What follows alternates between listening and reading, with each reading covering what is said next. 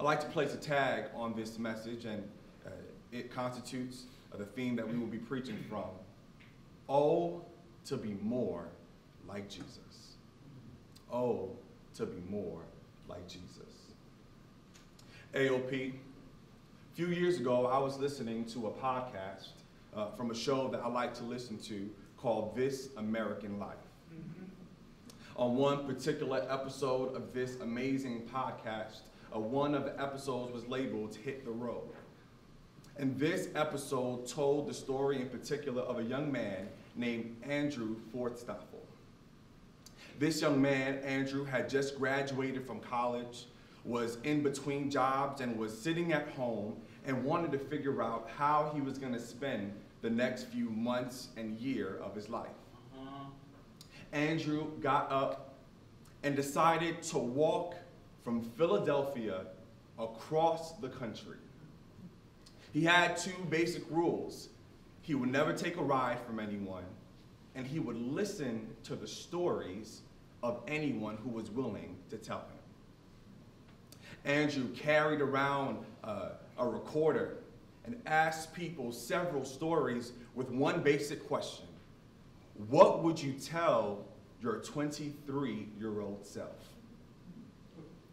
Andrew met couples and families, and time again, what caught my attention was that Andrew would talk to 2 or 3 people who were in the same room when something happened, but their perspective on what happened would be completely different. Have you ever been in that situation where you and someone else was in the same room, witnessed the same event, but you had completely different perspectives? You see, a strange thing happens to the truth when we tell one perspective of a story. I found this out a couple months ago when I asked my parents how they met. I asked my parents how they met, and this is what they told me. My dad sat back in his chair, and he told me a little story about how they met. The year was 1981. Kool and the Gang had their hit single, Take My Heart, You Can Have It If You Want It, playing in heavy rotation all around the globe. And as if that was his theme music, a suave, smooth Franz Telfort glided into Pilgrim Wesleyan Church on Bedford Avenue in Brooklyn. He walks through the door and sees a stunning young lady who is ushering that day. He walks up to that young lady, introduces himself, and he's with his family members, and this young lady brings him to his seat. But unnecessarily, she takes off his blazer, hides it in the basement, so that after service, he'll have no choice but to go find her.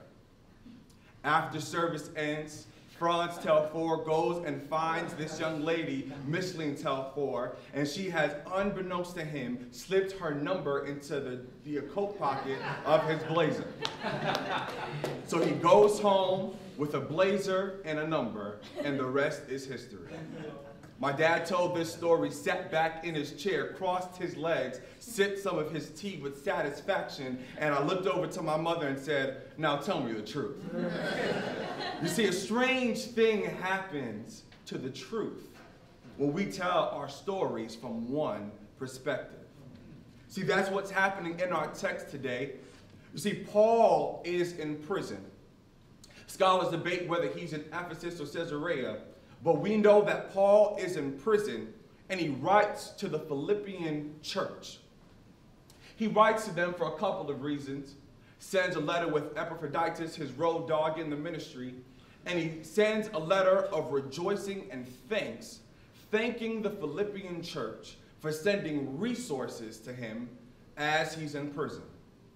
They're sending financial resources, food, and clothing, and Paul just wants to say thank you. But a strange twist comes in the letter time and time again, where Paul does not only say thank you, but he lets the Philippian church know about some troubling things that he's hearing going on in their community. You see, I would posit that the Philippian church had a problem with storytelling.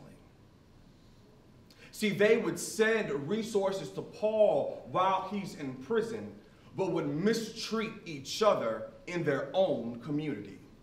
They would send food and resources to Paul, who's locked up in Ephesus or Caesarea, but they would not hear the cries of need among their own brothers and sisters. They would say, Paul, who has converted us, Paul, who has preached to us, deserves this help. But the very people among them, they would not give the same respect. The Philippians had a problem with storytelling. And I just believe that it's not just the Philippians who have a problem with storytelling. I believe that if we look across our nation today, we have a nation that has a problem with storytelling. I believe that anyone who believes that the murders of Michael Brown, Tamir Rice, Eric Gardner are isolated events and not connected to decades of systematic oppression and economic injustice has a problem with storytelling. I believe that anyone that believes that immigrant rights is not connected to the fact that Native Americans were here before there were any other group on this continent has a problem with storytelling. Yes. I believe that any of us that look in the mirror and believe that just because we preach the gospel does not mean that we have our own faults, we have our own shortcomings, means that we have a problem with storytelling. So Paul writes to the Philippians, lets them know that they have this problem with storytelling. And we have this same problem, I believe, but here is the good news. The good news that we have to hang on when we feel that we have arrived and there's no more to go. The thing that we can hang on when we feel that there's this area in our lives where we have some superiority morally is that there is a model that we can hold ourselves up against that can push us to grow. Here's what Paul said to the Philippians.